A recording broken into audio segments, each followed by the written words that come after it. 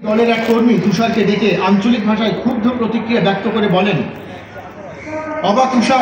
অবা তুষার বও তুই বেদগুণরে ডাকি ক আর ডিরেকশন মতো কাম করিবনি যদি গৈরত নচায় তৈলে আরে বিদায় করি দেয় বাদ্দা।